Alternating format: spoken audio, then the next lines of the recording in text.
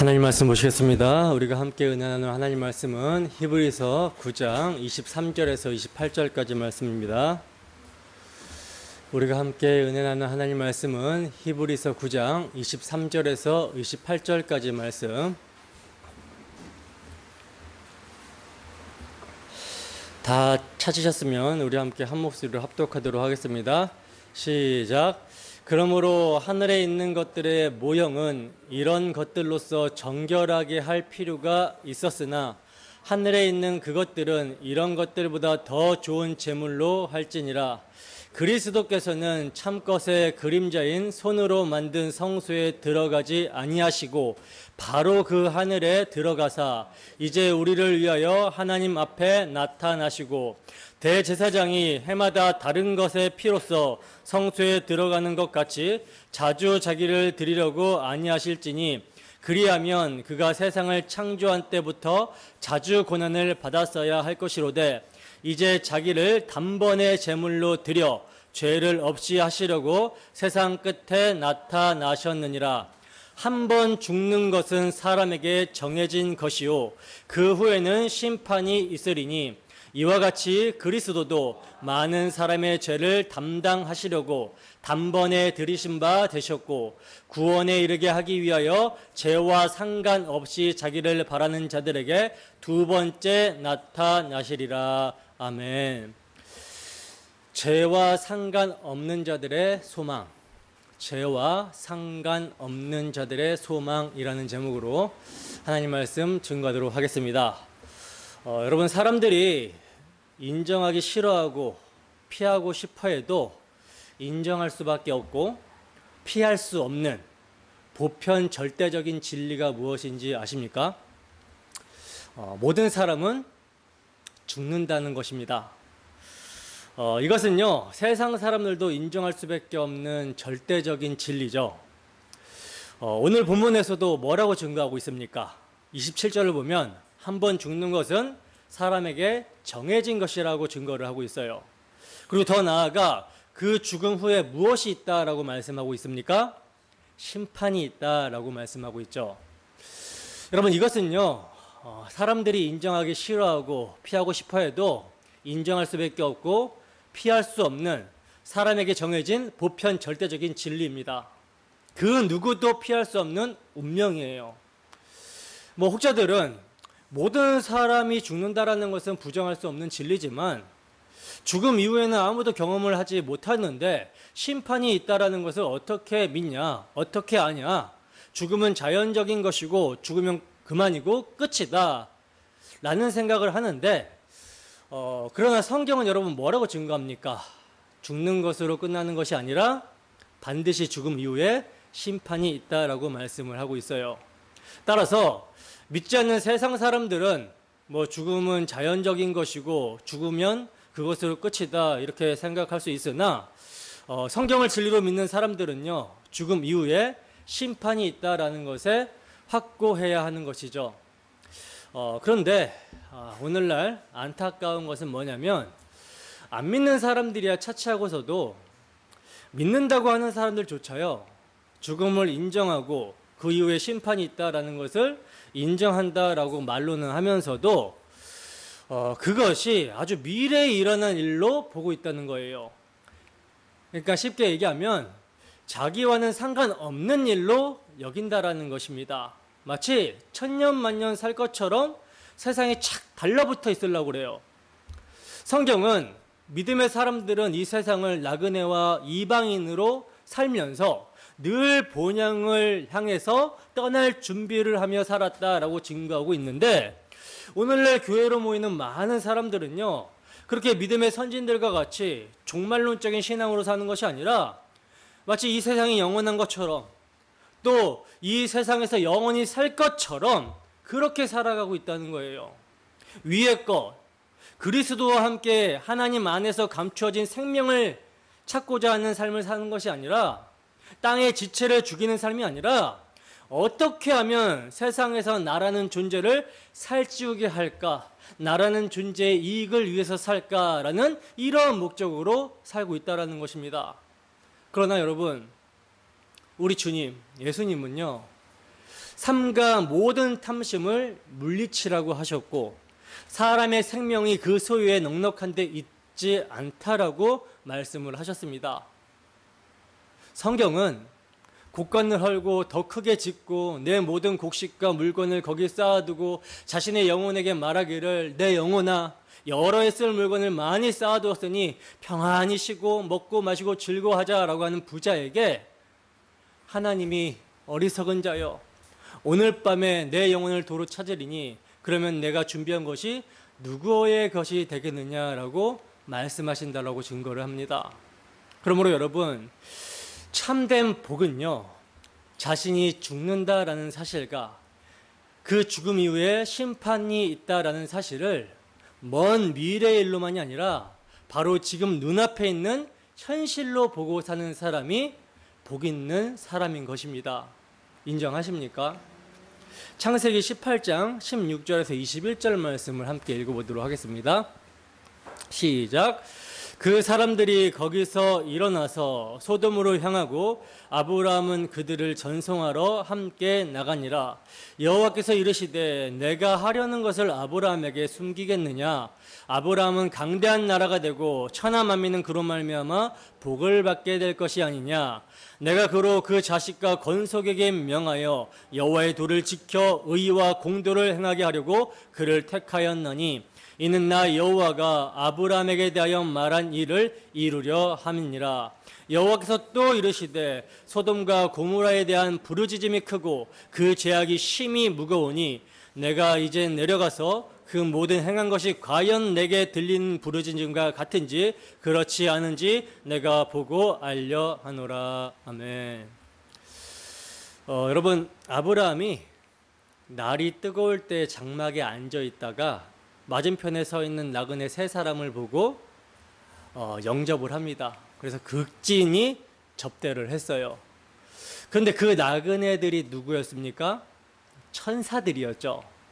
그 천사들 중에 둘은요 소돔과 고모라를 향해서 가고요, 한 천사는 아브라함에게 하나님이 하시는 일을 알려주는데 성경은 아브라함에게 알려준 천사를 뭐라 그래요? 여호와라고 그러죠. 여호와. 그러니까 성자 하나님이 천사의 현현으로 아브라함에게 나타나신 거예요.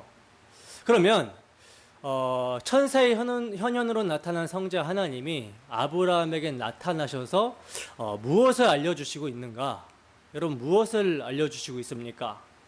여호와께서 아브라함에게 대하여 말한 일을 이루려는 것에 대하여 알려주시는데 그것은 우리가 창세기에서 계속해서 살펴보다시피 자손에 대한 약속과 땅에 대한 약속 그리고 복에 대한 약속이죠. 그리고 이제 그 아브라함에게 한 가지를 더 알려주시는데 그게 뭐냐면 소돔과 고모라 성에 대한 일입니다. 그러니까 소돔과 고모라에 대한 부르짖음이 크고 그 죄악이 심히 무거우니 이를 확인하고 심판을 집행하려 하신다라는 사실을 아브라함에게 알려주셨어요. 근데 여러분 소돔과 고모라의 죄악으로 말미암아 심판을 하시겠다라고 하는 하나님의 뜻을 소돔과 고모라 성에 사는 백성들은 압니까 모릅니까? 전혀 모르죠. 마치 그들의 모습은요 디모데후서 3장에 말세에 고통하는 때와 같은 상황으로 보여집니다. 디모데후서 3장 1절에서 5절 말씀입니다. 함께 했습니다. 시작. 너는 이것을 알라. 말세에 고통하는 때가 이르러 사람들이 자기를 사랑하며 돈을 사랑하며 자랑하며 교만하며 비방하며 부모를 거역하며 감사하지 아니하며 거룩하지 아니하며 무정하며 원통함을 풀지 아니하며 모함하며 절제하지 못하며 사나우며 선한 것을 좋아하지 아니하며 배신하며 조급하며 자만하며 쾌락을 사랑하기를 하나님 사랑하는 것보다 더하며 경건의 모양은 있으나 경건의 능력은 부인하니 이 같은 자들에게서 내가 돌아서라. 아멘. 여러분 이게 지금 말세의 특징, 종말의 특징인데요. 소돔과 고모라 때도 이러했고요. 사도 바울 당시에도 이러했으며 오늘날 우리가 살고 있는 시대 또한 동일하게, 아니 더욱 심하게 말세에 고통하는 때를 살고 있는 것입니다. 그렇다면 여러분, 이러한 세상에서 정말 참 복이 무엇입니까? 참 복이 무엇일까요? 아브라함과 같이 심판의 소식을 듣게 되고 알게 되는 것이 참으로 복인 것이죠. 생각해 보세요. 심판을 당하게 될 소돔과 고모라 안에 살고 있는 사람들에게 정말 무엇이 가장 필요합니까? 그 성 안에서 벗어나서 심판을 피하는 것이 가장 절실한 것이죠. 모르고 있어서 그렇지. 그러면 오늘날 동일하게 말세에 고통하는 때를 살아가는 우리에게 복이 무엇입니까? 복이 뭐겠어요? 경건치 않은 자들을 불러 태우기 위해 보존되고 있는 세상과 그 세상에 임할 심판의 소식을 듣게 되는 것이, 그래서 알게 되는 것이 복이죠. 그리고 그 심판을 피할 수 있게 되는 것이 복입니다. 따라서 오늘날 예수를 믿는다고 하면서도 이 세상에 장차 일어날 심판에 대해서 아무런 경각심이 없이 살고 있다면 이것은요, 경건의 모양만 있는 것이지 경건의 능력은 없는 모습인 것입니다. 사실 여러분, 경건의 능력이란 우리에게서 나오는 것이 아니죠. 우리에게서 나오는 것이 아니라 오직 하나님의 은혜로 주어지게 됩니다. 우리의 육체의 소욕은요, 예수를 믿고 있음에도 계속해서 땅의 것을 추구합니다. 그리고 그 땅의 것의 중심은 나라는 존재죠. 그러나 하나님께서는 이렇게 심판을 받아 지옥에가 마땅한 우리를 사랑하셨기 때문에 당신의 아들 안에서 우리의 모든 죄를 심판하셨어요. 때문에 우리의 삶에서 그 우리의 육체의 소욕이 추구하는 땅의 것들이 얼마나 허무하고 무가치인 것인지를 알게 하시고 당신의 아들이 십자가로 이루신 대속의 피를 믿고 그 피를 힘입어 살도록 인도하신다라는 것입니다. 따라서 우리가 우리 주 예수 그리스도의 십자가를 바라보며 그 십자가를 통해서 세상에 임할 심판을 보게 되었다면, 그래서 그 심판을 피할 예수 그리스도의 대속의 은혜를 굳게 믿음으로 우리에게서 경건의 능력이 나타나고 있다면 이것은요, 우리의 능력이 아니라 우리를 택하시고 부르셔서 끝까지 사랑하시는 하나님의 은혜인 것입니다. 때문에 은혜가 있는 자들은요, 제가 누누이 말씀드리지만 하나님의 아들의 음성을 듣게 되는 거예요. 말씀을 듣게 되는 것입니다. 요한복음 5장 22절에서 29절 말씀입니다. 함께 읽습니다. 시작. 아버지께서 아무도 심판하지 아니하시고 심판을 다 아들에게 맡기셨으니 이는 모든 사람으로 아버지를 공경하는 것 같이 아들을 공경하게 하려 하심이라. 아들을 공경하지 아니하는 자는 그를 보내신 아버지도 공경하지 아니하느니라. 내가 진실로 진실로 너희에게 이르노니 내 말을 듣고 나 보내신 이를 믿는 자는 영생을 얻었고 심판에 이르지 아니하나니 사망에서 생명으로 옮겼느니라. 진실로 진실로 너희에게 이르노니 죽은 자들이 하나님의 아들의 음성을 들을 때가 오나니 곧 이때라. 듣는 자는 살아나리라. 아버지께서 자기 속에 생명이 있음같이 아들에게도 생명을 주어 그 속에 있게 하셨고 또 인자됨으로 말미암아 심판하는 권한을 주셨느니라. 이를 놀랍게 여기지 말라. 무덤 속에 있는 자가 다 그의 음성을 들을 때가 오나니 선한 일을 행한 자는 생명의 부활로 악한 일을 행한 자는 심판의 부활로 나오리라. 아멘. 보세요 여러분, 하나님 아버지께서는요 모든 심판을 아들의 인자됨으로 말미암아 위임하셨다라고 말씀을 합니다. 모든 사람이 다 죽음에 이르는 것으로 끝이 나는 것이 아니라 죽음 이후에 심판이 있어요. 그리고 그 심판의 결과 생명의 부활과 심판의 부활로 나오게 됩니다. 불러내시는데 나오지 아니할 자가 없다라는 거예요. 그러면 그 나온 자들을 심판하는 기준이 무엇입니까? 선한 일을 행한 자는 생명의 부활로, 악한 일을 행한 자는 심판의 부활로 나온다라고 하고 있죠. 여러분, 선이 무엇이고 악이 무엇입니까? 성경은요, 오직 하나님 한 분만 선하신 분이라고 증거를 하고 있어요. 따라서 선하신 하나님이 선이라고 하시는 것은 선이고요, 악이라고 하시는 것은 악이라고 인정하는 것이 선이고, 인정하지 않는 것이 뭐다? 악입니다. 따라서 오직 하나님만이 선하시며, 따라서 그분의 일만 선한 일이 되는 거예요. 여러분, 모든 사람이 죄를 범하여 하나님의 영광에 이르지 못하게 되었습니다. 이 말은요, 죄 아래의 모든 사람은 스스로의 능력과 스스로의 행위로는 하나님 앞에 설 수 없다라는 것입니다. 인간이 도덕적으로 윤리적으로 선하게 산다 할지라도, 아니면 율법을 받아서 그 율법의 조문의 행위를 열심히 지킨다 할지라도 그 누구도 하나님 앞에, 하나님 보시기에 의롭다함을 받을 육체가 없다는 거예요. 왜? 이미 죄 아래에 있기 때문입니다. 따라서 하나님은요, 이러한 자들을 구원하시기 위해서 하나님의 아들을 보내시고 그 아들의 죽음으로 죄의 값은 사망이라는 율법의 요구를 이루시고 하나님의 사랑의 속성을 나타내 보이셨습니다.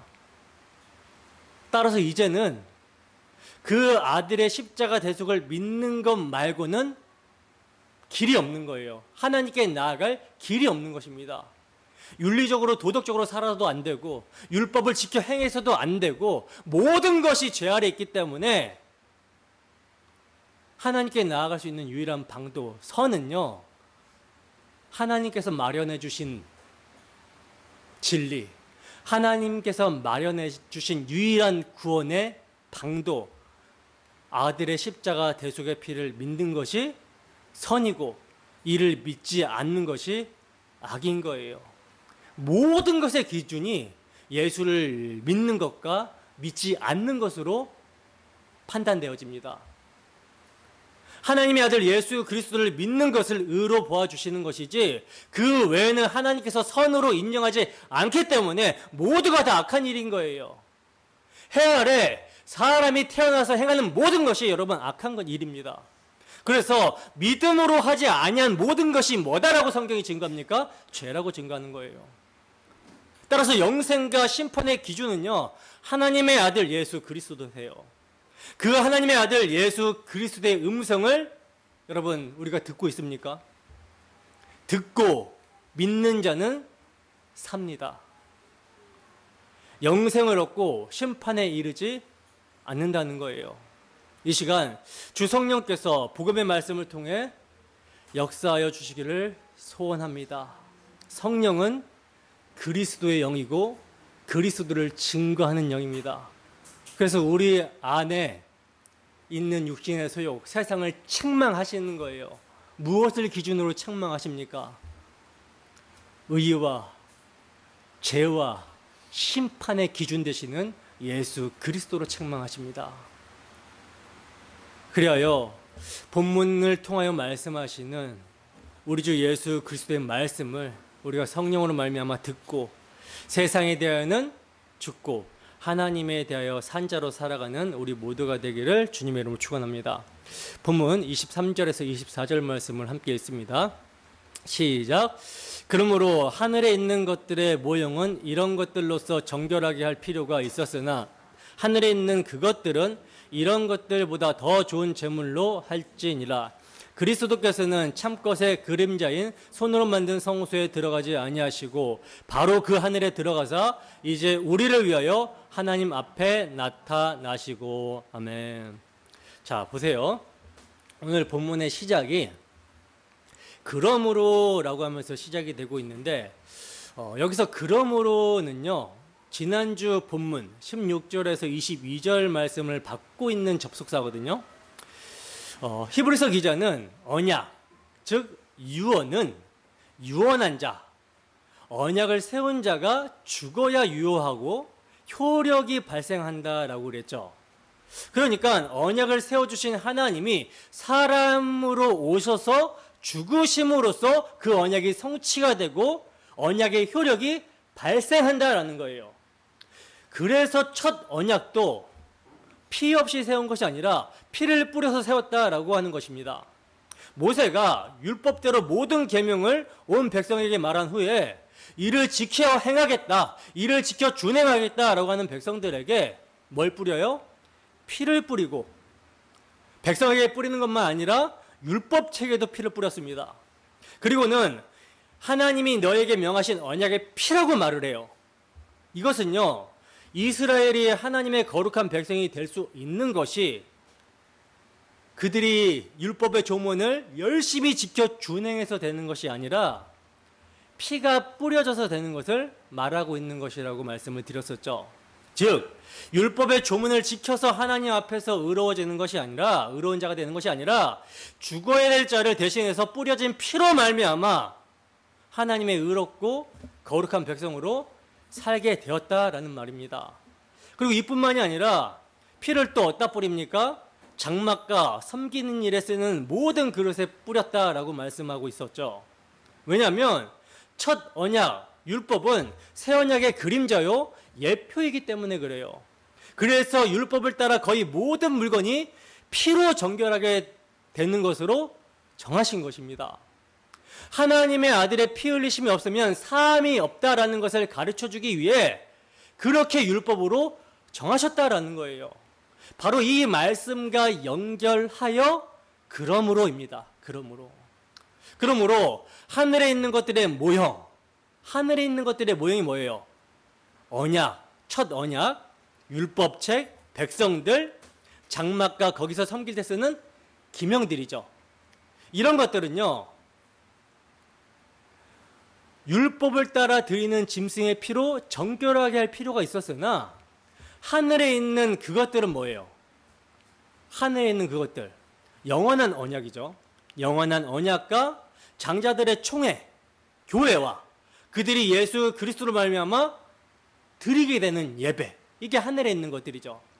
따라서 하늘에 있는 그것들은 이런 것들, 즉 땅에 있는 모형을 짐승의 피로 정결하게 했던 것보다 더 좋은 제물을 필요로 한다라는 것입니다.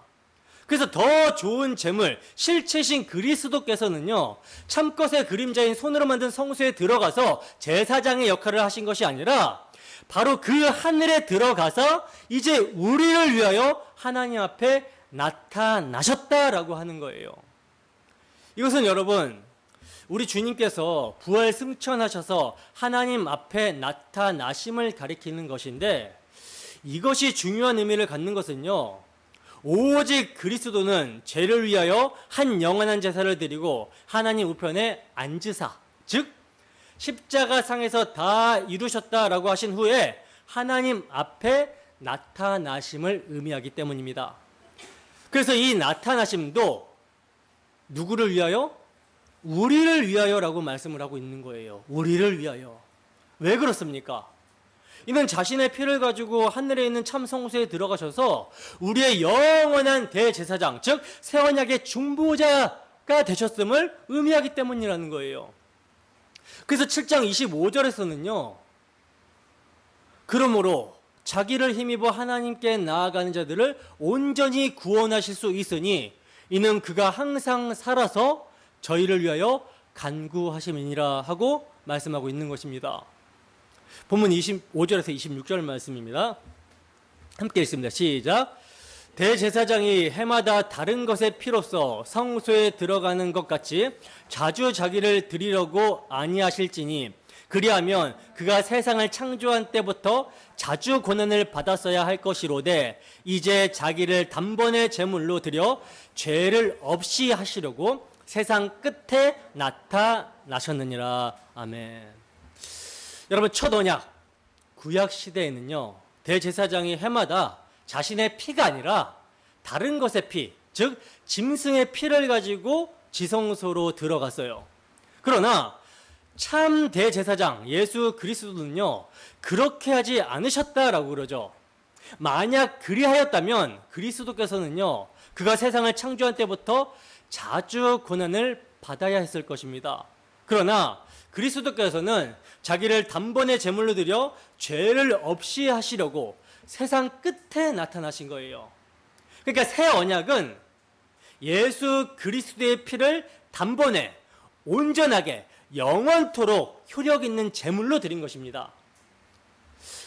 이것은 여러분 주님의 초림의 나타나심과 사명을 의미하는데, 세상 끝에 나타나셨다라는 말은요, 히브리서 1장 2절 말씀과 결부되는 것으로서 마지막 계시요 구약 성경을 통하여 보여주신 여러 부분과 여러 모양, 즉 언약, 모형, 예표, 그림자 등의 성취자로 나타내셨다라는 뜻이에요.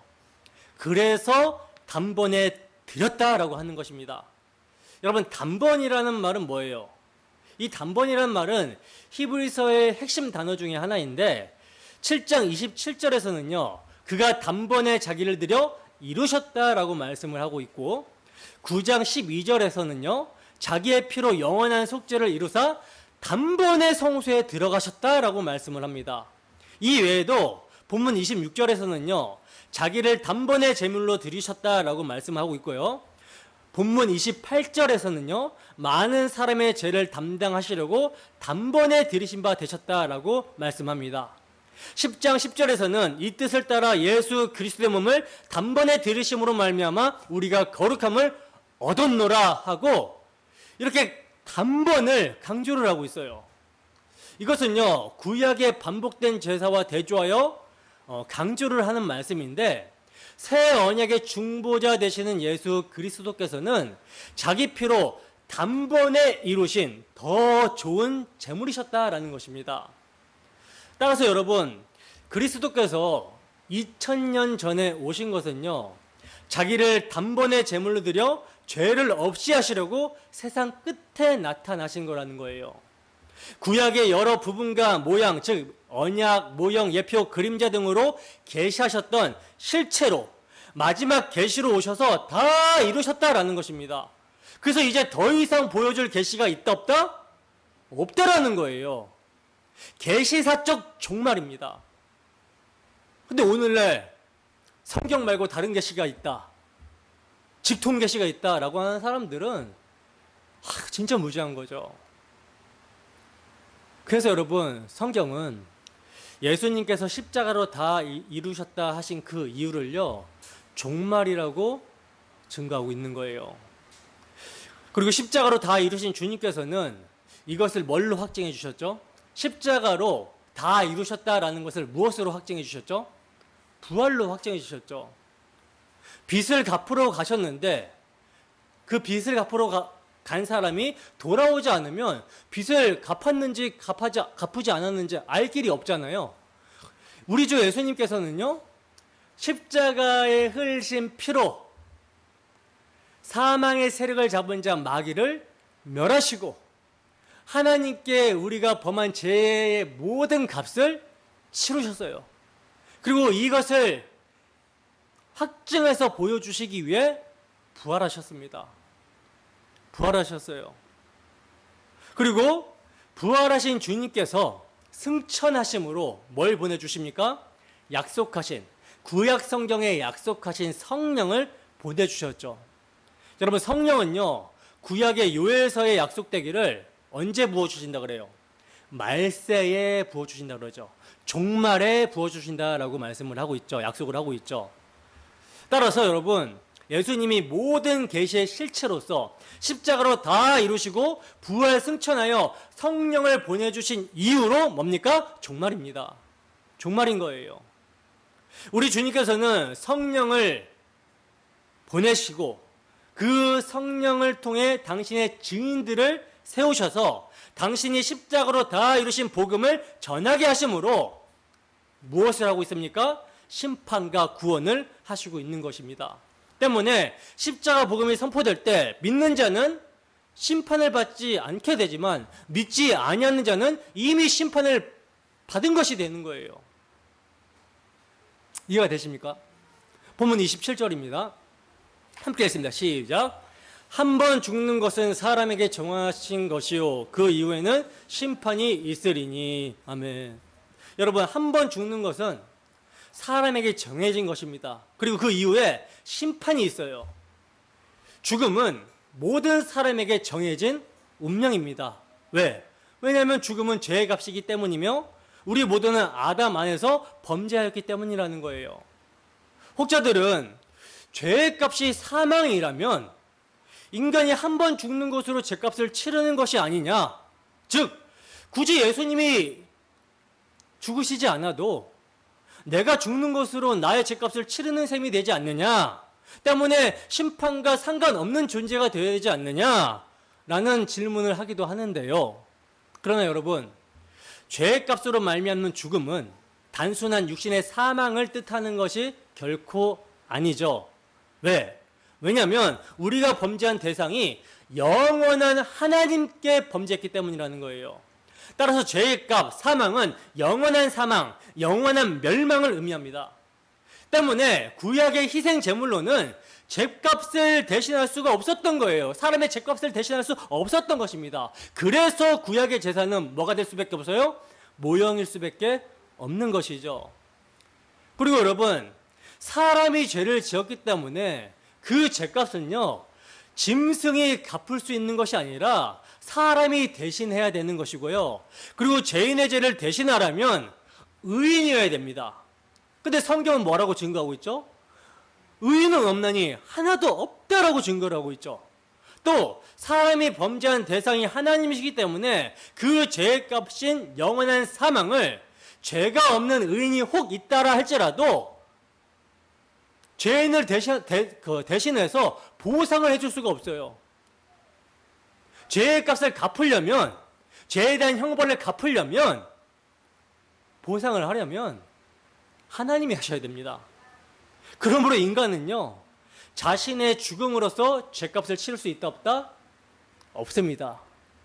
그러한 인간이 자신의 행함과 의를 가지고 죄를 없이 하고 복을 받을 수 있다라고 생각하는 것 자체가 어불성설이 되는 거예요.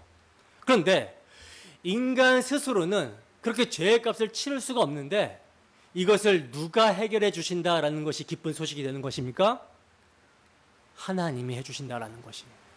내가 하리니 라고 하신 것이 기쁜 소식이 되는 것이죠. 하나님이 인간에게 피해를 당하셨는데, 피해를 보셨는데 보상을요 하나님이 해주시겠다라고 하시는 거예요.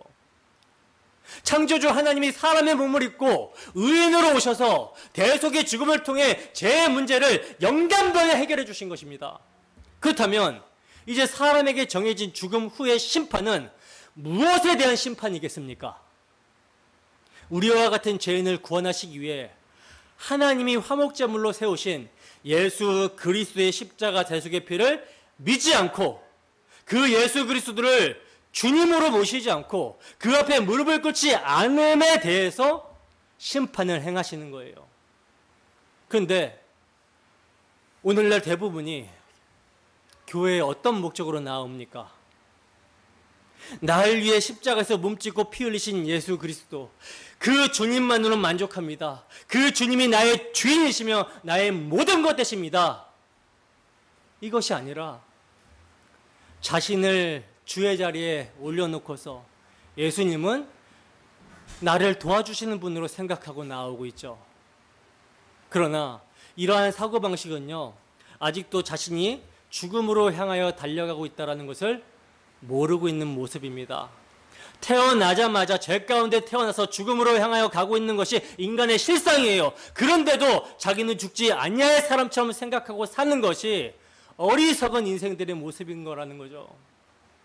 여러분, 죽음 앞에서는요, 모든 것이 잊혀지고 사라지는 것입니다. 자기의 존재가 그렇게 중요하게 보이더라도 죽음이란 그 존재성마저 삼켜버리고 사라지게 만들어버리는 거예요. 그리고 단지 사라지는 것으로 끝나는 것이 아니라 어떤 부활로 나오게 됩니까? 심판의 부활로 나와서 심판을 받아야 된다라는 사실입니다. 누구든 죽음은 오게 되고요, 죽음 이후에 원하든 원하지 않든 간에 심판이 기다리고 있습니다. 그렇다면 이 심판의 소식을 안다면 여러분, 무엇이 기쁜 소식이겠습니까? 무엇이 소망이 되는 것입니까? 우리가 예수 그리스도로 말미암아 심판에 이르지 아니한다라는 것, 정죄를 받지 않게 되었다라는 것, 이것이 가장 복되고 기쁜 소식이 되는 것이죠. 그러면 어떻게 우리와 같은 죄인이 심판에 이르지 아니하는 것입니까? 본문 28절입니다. 함께 읽습니다. 시작. 이와 같이 그리스도도 많은 사람의 죄를 담당하시려고 단번에 들이신 바 되셨고 구원에 이르게 하기 위하여 죄와 상관없이 자기를 바라는 자들에게 두 번째 나타나시리라. 아멘. 보세요.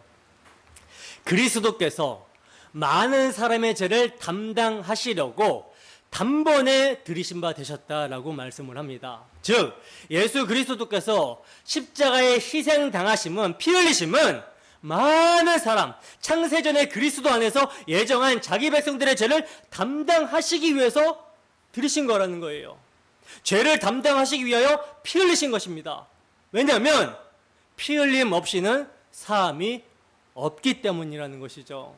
이렇게 대신 죄를 담당하신 것이 이사야서에서 예언되어 있죠. 이사야서 53장 4절에서 6절 말씀입니다. 함께 읽습니다. 시작.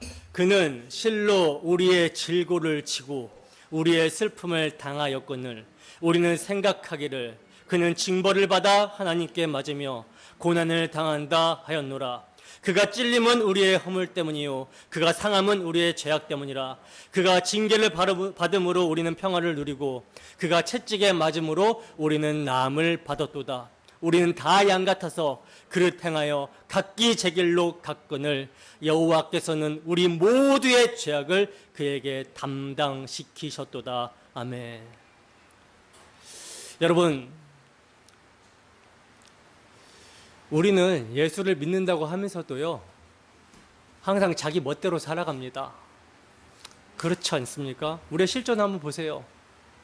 정말 하나님의 뜻대로 살아갈 때가 많습니까? 아니면 내가 내 인생의 주인이 되어 살아갈 때가 많습니까? 주인 되어 살아갈 때가 많죠. 그래서 그릇 행하여 각기 제 길로 가는 거예요. 근데 여호와께서는 이런 우리의 모든 죄악을 누구에게? 그에게, 예수님께 담당시키셨다라는 거예요. 이사야서 53장 11절에서 12절 말씀입니다. 함께 읽습니다. 시작. 그가 자기 영혼에 수고한 것을 보고 만족하게 여길 것이라. 나의 의로운 종이 자기 지식으로 많은 사람을 의롭게 하며 또 그들의 죄악을 친히 담당하리로다. 그러므로 내가 그에게 존귀한 자와 함께 몫을 받게 하며 강한 자와 함께 탈취한 것을 나누게 하리니 이는 그가 자기 영혼을 버려 사망에 이르게 하며 범죄자 중 하나로 헤아림을 받았음이니라. 그러나 그가 많은 사람의 죄를 담당하며 범죄자를 위하여 기도하였느니라. 아멘. 여러분, 우리와 같은 죄인, 자, 죽을 때까지 자기 멋대로 살아가려고 하는 이 죄인, 이러한 죄인이 어떻게 심판에 이르지 않게 되었습니까? 예수를 믿는다고 하면서도 여전히 육신의 소욕대로 따라 행하며 넘어질 때가 많고 실수할 때가 많은 우리가 어떻게 심판에 이르지 않게 되었습니까? 우리의 행위로 하나님께서 심판하신다면 우리는 영원한 멸망입니다. 그런데 우리의 행위대로 하지 아니하시고 우리 주 예수 그리스도의 그 대속, 대신 죄로 정함받으시고 대신 심판받으신 우리 주 예수 그리스도로 말미암아 그가 영원히 자기를 들여 단번에 영원한 속죄를 이루셨기에 우리에게 죄가 되지를 않는 거예요. 죄가 되지 않을 뿐만 아니라 자기를 희생하신 그리스도의 피가, 영원한 성령으로 말미암아 자신을 희생하여 들이신 그리스도의 피가 우리의 양심을 깨끗하게 합니다. 우리의 행실을 깨끗하게 해서 살아계신 하나님을 섬기게 하는 동력이 된다라는 거예요. 그 피가, 그 사랑이 우리를 강건한다라는 거죠. 여러분, 우리의 죄를 담당하시려고 우리 구주 하나님 예수 그리스도께서 십자가의 피 흘리심으로 단번에 자신을 들여 영원한 속죄를 이루셨기 때문에 우리가 우리의 연약함과 실수와 넘어짐에도 불구하고 덮으시는 예수의 피를 의지하여 죄와 상관없이 주님을 바라보게 된 것입니다. 여러분, 우리 주님께서 두 번째 나타나실 때는요, 죄를 대속하시기 위하여 천사보다 조금 못하게 나타나신 초림과는 달리 죄와 상관없이 자기를 바라는 자들을 구원하시고 그렇지 아니한 자들을 심판하시기 위하여 나타나실 것입니다. 여러분, 우리 주님을 간절히 사모함 가운데 기다리십니까? 한 주도 주 성령의 인도하심 가운데 주 예수 그리스도의 피를 의지하여 우리 주님 다시 오심을 고대하고 기다리면서 사는 우리 모두가 되기를 주님의 이름으로 축원합니다.